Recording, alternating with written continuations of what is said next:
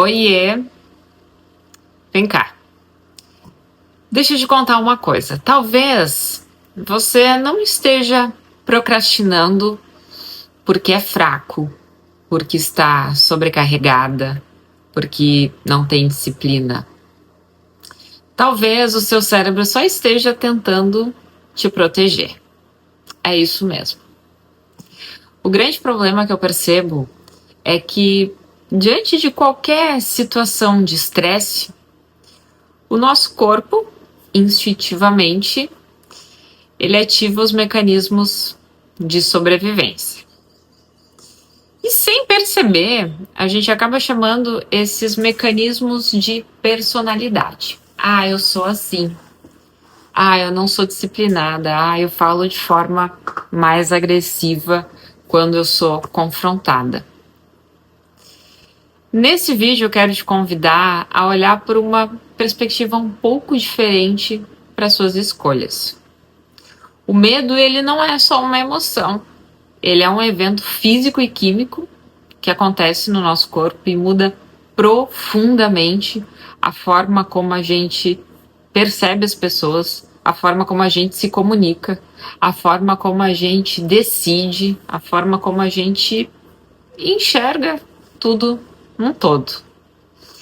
E quando a gente começa a repetir alguns comportamentos de forma automática, desencadeados pelo medo, isso acaba se tornando um padrão. E aí o medo, ele não muda só o que a gente sente, ele começa a mudar e moldar quem nós nos tornamos.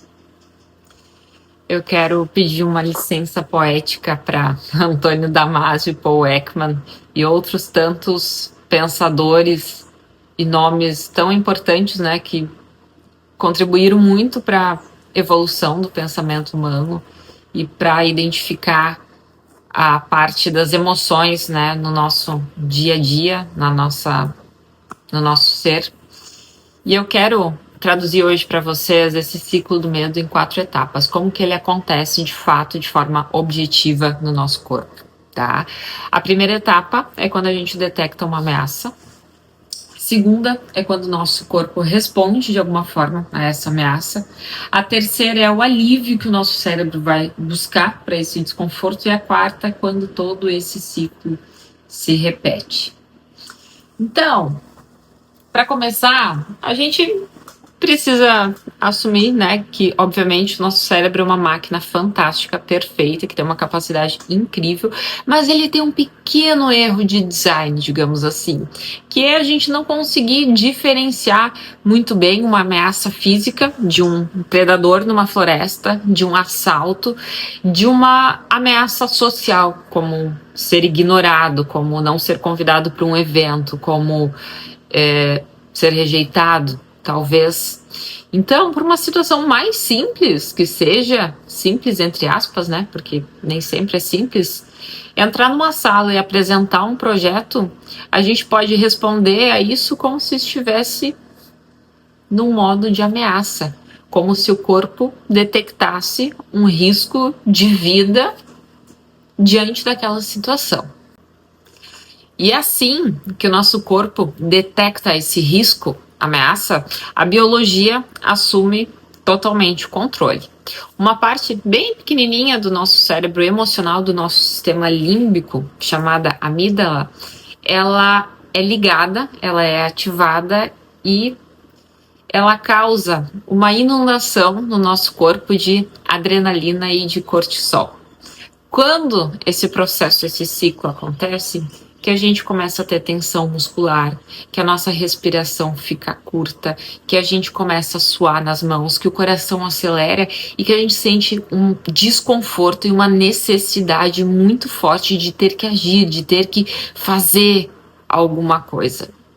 Isso nada mais é do que um estado de ameaça, a situação de luta ou fuga. E como o nosso cérebro odeia o desconforto químico causado pelo medo, o que acontece? Ele vai tentar buscar uma forma de alívio, buscar amenizar essa situação de alguma forma. E nesse ponto a gente abre a geladeira se tá com fome, a gente vai para o aplicativo de compras, a gente começa a rolar o feed infinitamente, a gente começa a comer mais do que deveria, a gente começa a se sobrecarregar no trabalho ou até simplesmente começa a adiar coisas que precisaria fazer. Não por necessariamente buscar prazer, mas por evitar passar por aquela situação, evitar de alguma forma o desconforto. E aí a gente buscou esse alívio, o corpo melhorou, adivinha o que ele aprende? Que buscar essas outras fontes para se anestesiar funciona e que ele pode fazer isso toda vez que situações ameaçadoras que causam toda essa bagunça química no nosso corpo acontece. Aí, beleza, o ciclo se fecha e toda situação que a gente tem de sentir medo, de ter toda essa desregulação, a gente tem uma tendência a repetir e buscar fugir, buscar se sabotar em outras fontes que vão nos trazer esse alívio imediato. Mas a boa notícia é que tudo isso tem jeito, né? A ideia aqui não é controlar o medo ou eliminar ele totalmente da nossa vida, até porque isso não vai acontecer. É um instinto primitivo, mas a ideia é a gente moldar e aumentar a nossa percepção de quando os estados de medo acontecem, para que a gente possa ter mais controle sobre eles. E assim, uma frase motivacional ou um simples pensar positivo não vai ser suficientemente bom e efetivo quando a gente fala de biologia do nosso corpo.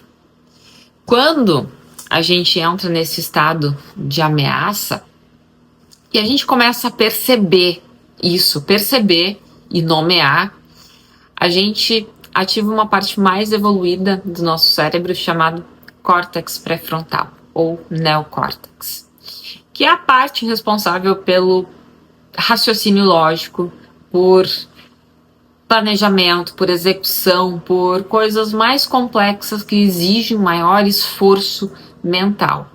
E quando a gente nomeia esse estado de ameaça, identifica ele, a gente acaba ativando essa área do neocórtex e automaticamente desligando a amígdala, que foi responsável por todo esse caos. E é como se a gente voltasse para o eixo e tivesse mais tranquilidade para pensar e raciocinar claramente a partir daquela situação. A gente desliga a amígdala e volta para o controle da nossa vida, digamos assim, das nossas decisões, e reduz muitas chances da gente cair no piloto automático.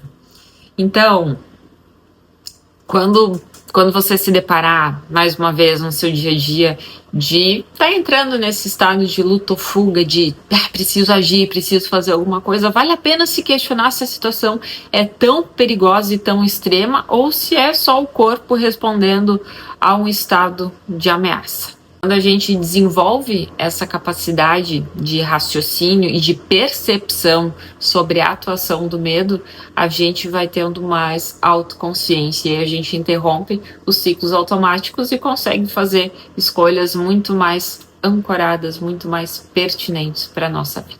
Até o próximo vídeo.